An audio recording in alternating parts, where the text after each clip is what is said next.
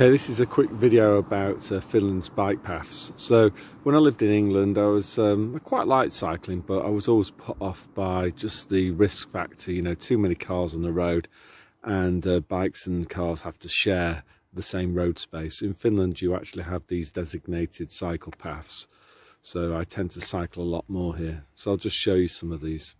So I've got onto a busier road now. Again, that's the main road.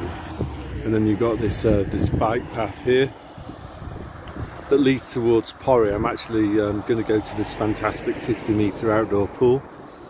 And also, I don't know if you can see that, but it's quite common in Finland for people to have flagpoles.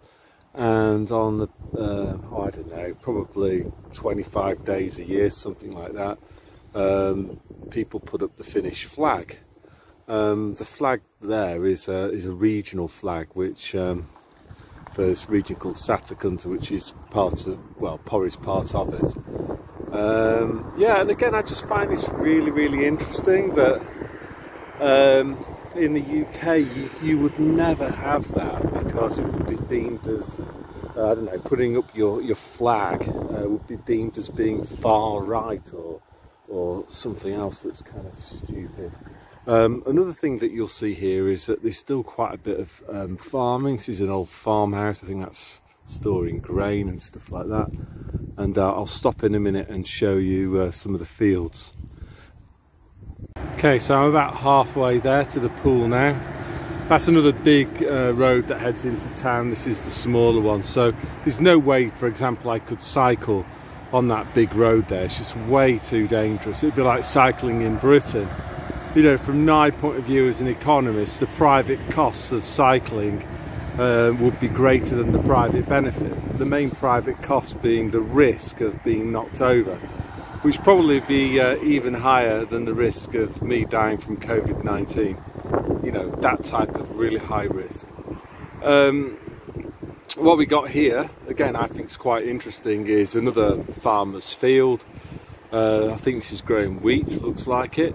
And again, I just minded of another economic concept, that concept being efficiency, which is basically about maximising output from your given factor input, your resources. So back in Surrey, you know, there was fields and fields and fields doing nothing, growing nothing. Here in Finland, with a much shorter growing season, the fields are put to use producing crops. All different types of stuff is grown here.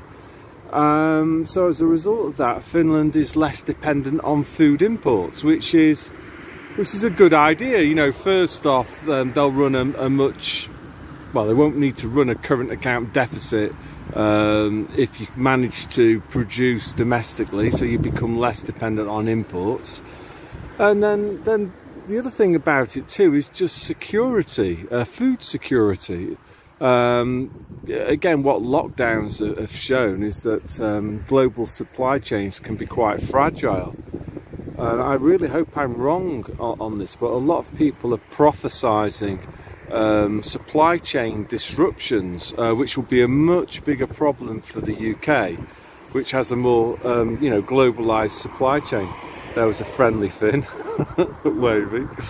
Yeah, so I'll keep on cycling. So we got another field. This time it's potatoes, and next to it another wheat field. One of the interesting things about Finland is quite a short growing season. So around here in Pori, the snow disappears sort of end of March. And then you have this very short but intense growing season, because the sun here will basically just go round in circles. In the middle of the summer, it doesn't really properly go dark at all. So what that means is something quite interesting, is that the crops grow extremely rapidly, far more so than in the UK that has much longer summer nights. And what I think that does is it makes in the case of potatoes here, it has a massive impact, a positive impact on the taste. You get absolutely delicious potatoes that would even knock the much acclaimed Jersey Royals into touch.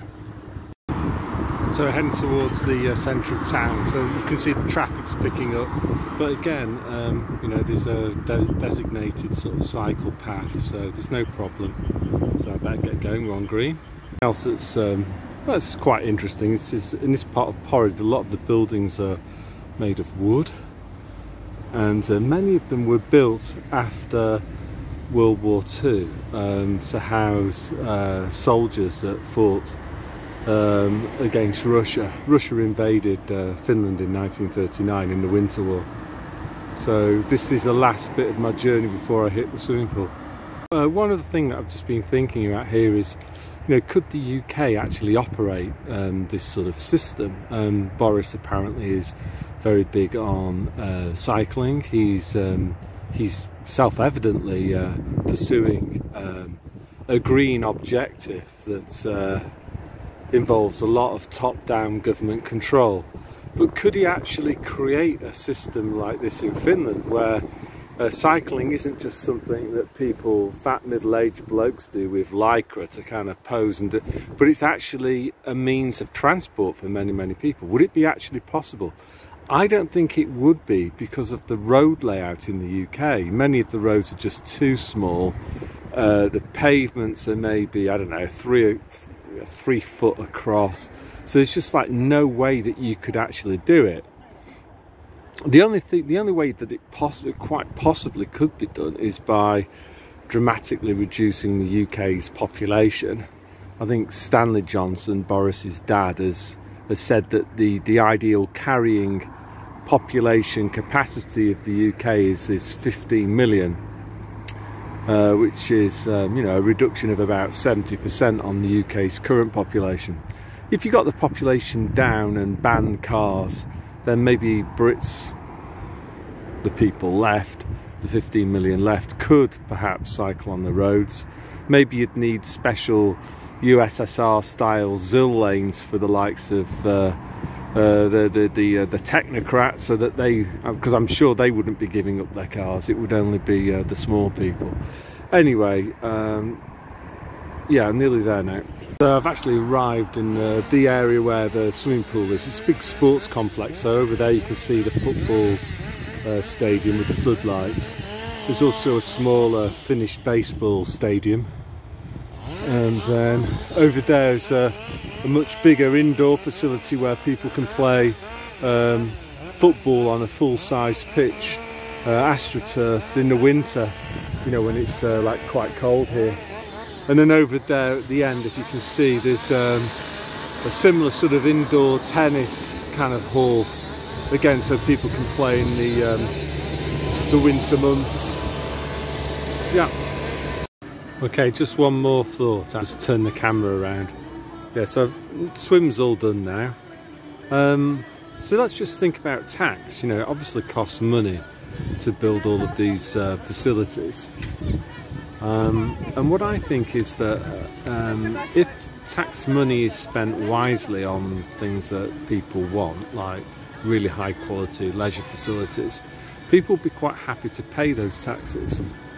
But that's not the case in Britain, where, when I was living there anyway, it seemed to me that a lot of my taxes were wasted on stupid stuff like, I don't know, outreach workers for lesbians, or just stupid stuff. The local council couldn't even collect my bins properly. So when your taxes, your money's been taken from you against your will by the state, and it's just blown on stupid stuff, then it's not a surprise when people respond to that by choosing leisure over work, and you gradually get an economy that craters. Whereas if you have a competent, more less corrupt government that uses taxpayers' money wisely for the benefit of the people rather than for the benefit of politicians, then you'll tend to have a better functioning society. Stating the obvious there, I don't know. Okay, hope you enjoyed this. Bye.